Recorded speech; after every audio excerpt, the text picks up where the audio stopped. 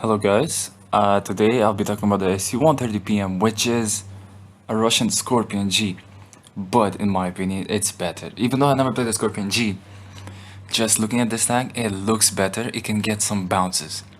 This tank right here can get some bounces, even though it practically has no armor, it gets the job done. Before I jump into the replay, I'm just gonna point out a couple of things I run with this tank. One of the most important one is the camo net. And look at the concealment. It's pretty fucking good. 64%. That's very good. And that's on par with some of the best tanks. Which are tank displacement battle. Fuck. Let me compare this to just hold up a second. With the Waffle Trigger. The Waffle Trigger has 28% concealment. The Borsig has 40% concealment. This tank has 64% with the boost, of course, but that's a lot. If you're camping behind the bushes, there's some moments if you don't shoot, the enemies won't even see you.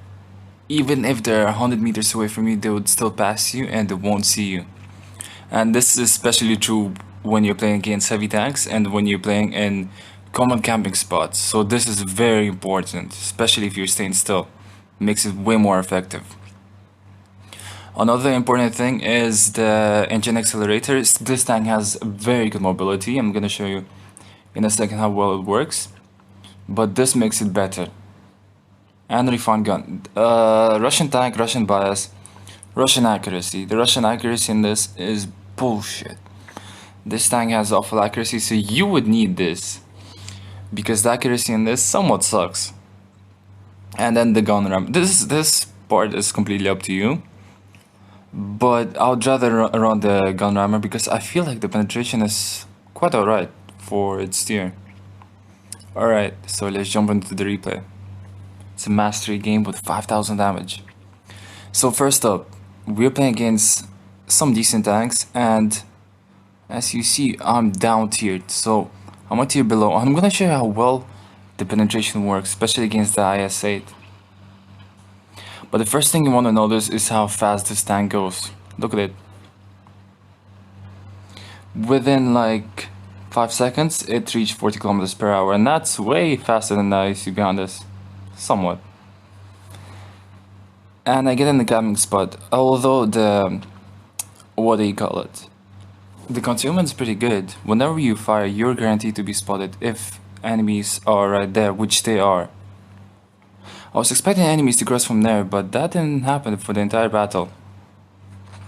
And this is how you should play the tank. You take a shot and you move back. And that's it. The T-54 lightweight is almost done for. Especially when you're playing with other tank destroyers, you're gonna perform well. And have you seen a bounce from the T-54 lightweight? The bounce happened in the hull. And the hull is pretty bouncy. It's trollish. Even though it has barely any armor, it can bounce some shots because of the extreme angle. Now for the next 2 minutes, I wouldn't be doing, or next 1 minute, I won't be playing as aggressive because I've got some good shots I can take from here on. And so all I'm doing right now is just peeking back and forward. Even though it's kinda dumb, it pays off. And I don't think I get shot in here. Yeah, there you go. Now I've noticed T-54 from the enemy team is trying to flank us. So what I do is I rush him and help the K91. I was expecting K91 to go from the left side and help me out as well, but that hasn't happened. Still though, I do get some good shots in. I take a shot in, but then I remember the charioteer is probably camping in the back there, so I wouldn't want to let him get easy shots, and especially when I'm getting support from the K91. I can get the kill easily, and the K91 helps me out, and it was an easy fight. Not a one that the T-54 could have won. Now, the charioteer will be spotted in a second. I take a shot, and I think I landed. I could have shot HE, but these barricades would have blocked the shot. So I went for the normal AP rounds, and that was a good roll, 460. It's an average roll though. Still good enough. It's a trade for 230 damage, against 460. That's pretty good. And you guys, I want to show you this specific moment.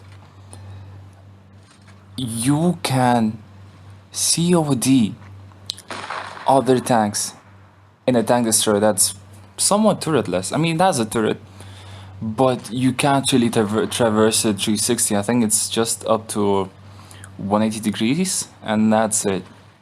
But if you ask me, that's good enough. Now, the E75. The last time I remember seeing E75 was around here, so I decided to flank. And once I reached here, I figured that if the E75 was somewhere around there, I would have spotted him by now. The only spots that he could be is either there or somewhere up there. And I was right. I take a shot and thank God the E75 had a stock gun. And look at the penetration. E75 is one of the most armored tanks for its tier.